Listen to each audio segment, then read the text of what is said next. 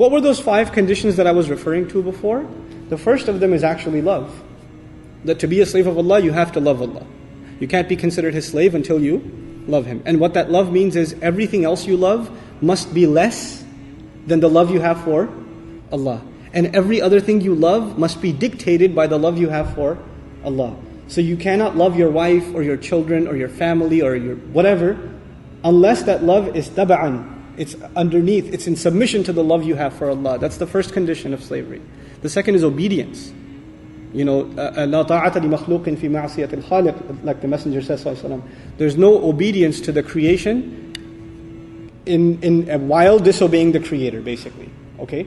In other words, we can obey, you have to obey your boss, you have to obey traffic laws, yes, you have to obey other things, but none of those obediences can exist while you are in disobedience to Allah. That obedience comes first.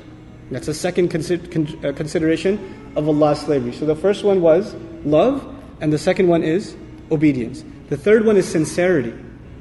And what that means is everything you do it as a slave now. It's not some things you do as a slave. If you're a worshipper, only salah is for Allah, everything else is for you.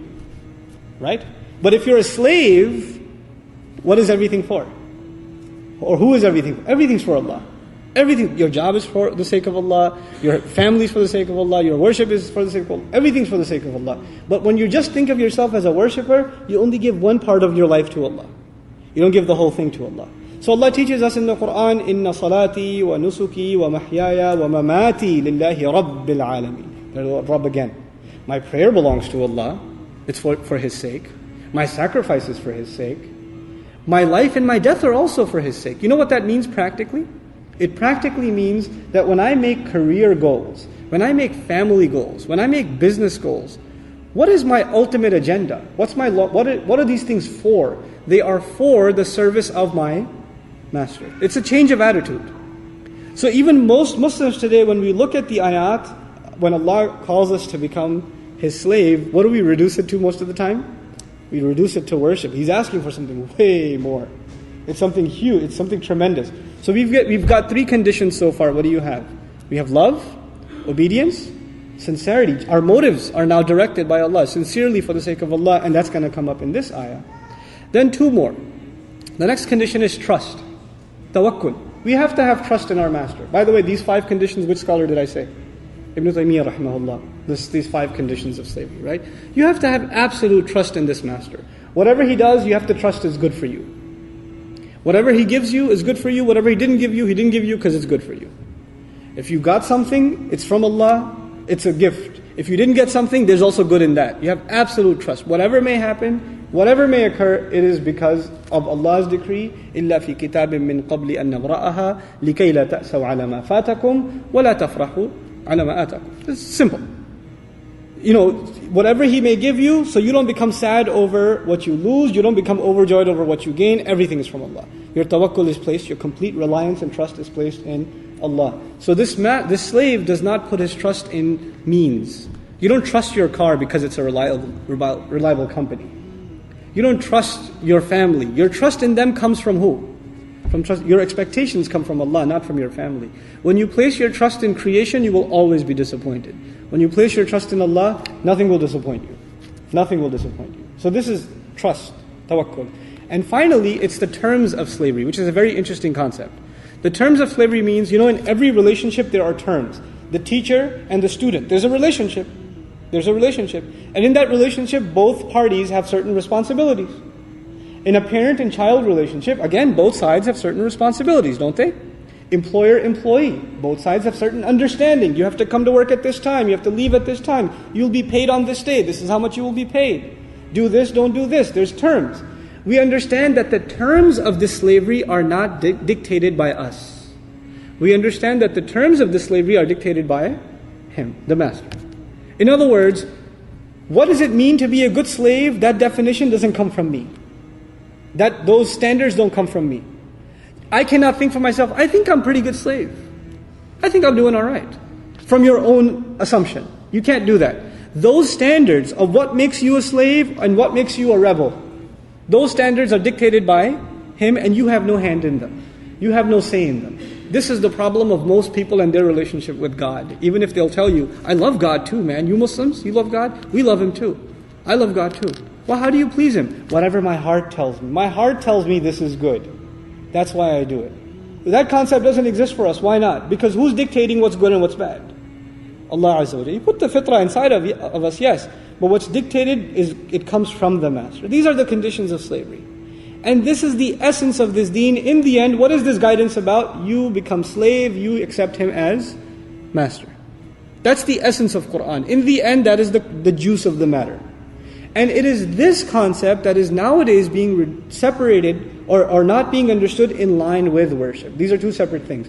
So in my recommended translation, Wallahu ta'ala alam, they were not commanded, except that they may fall into slavery and worship of Allah.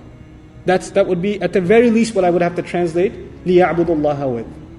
Now we come to the next part. مُخْلِصِينَ لَهُ الدِّينَ. Making the religion, the deen, sincerely for His sake.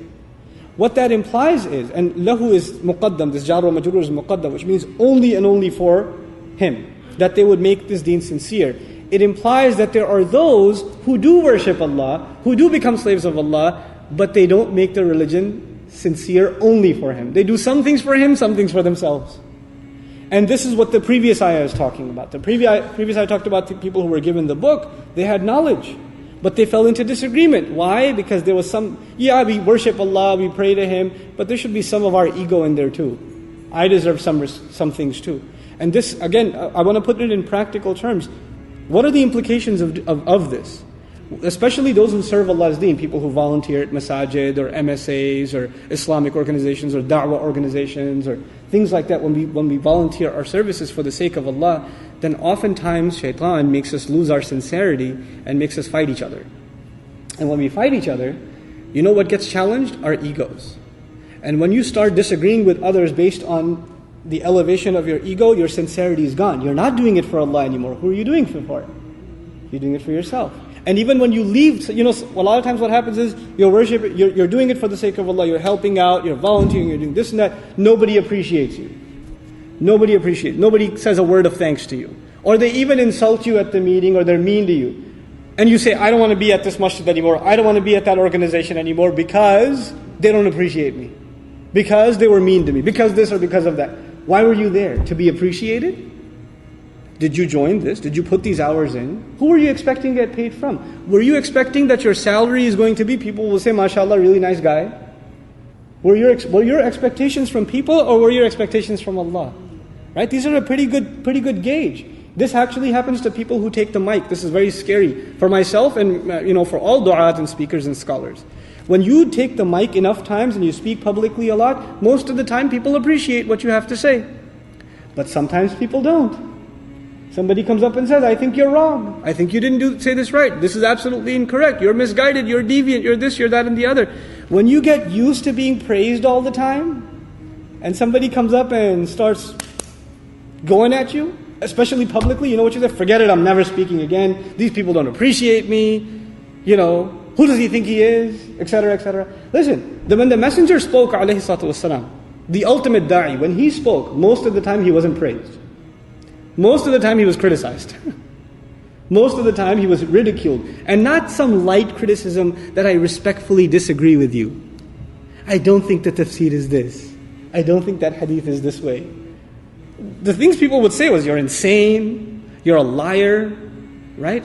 They'd poke fun at him. These are the kinds of insults that are hurled at a messenger, and look at his sincerity. He doesn't expect from them, he expects from Allah. He expects from Allah. So, وَمَا أُمِرُوا إِلَّا لِيَعْبُدُوا اللَّهَ مُخْلِصِينَ لَهُ الدِّينَ. This is very hard. It's easy to recite and say, sincere for making the deen completely sincere to Him. SubhanAllah. Even look at the story of Iblis. It's crazy. This guy worshipped Allah for how long? You read the narrations? He worshipped Allah for a very long time. And even when he disobeyed Allah, over what? Allah said, إِنِّي جَاعِلٌ فِي الْأَرْضِ خَلِيفَةً. Isn't that the case? Allah was going to send a slave on the earth who was going to basically obey Allah Azza wa Jal. He's fighting for religious recognition. He wasn't going to get paid money. Why did he refuse this honor? What did this honor have to do with? Wealth? Power? What did it have to do with? All it was an honor Allah had given. وَلَقَدْ كَرَّمْنَا بَنِي آدَمَ. And what's this ikram? What's this takreem of Bani Adam? That they get to be Allah's slaves on this earth. That's it. And He's fighting over that. So religion can be a fight for recognition. And that happens sometimes within the religious ranks. This was a disease of Bani Israel, and unfortunately that virus has made its way, like the H1N1, into our community too. It's come in. The ikhlas is challenged. And the people of knowledge are the people that fall into disagreement. And so the cure, the disease mentioned in the 4th ayah, the cure mentioned in the 5th.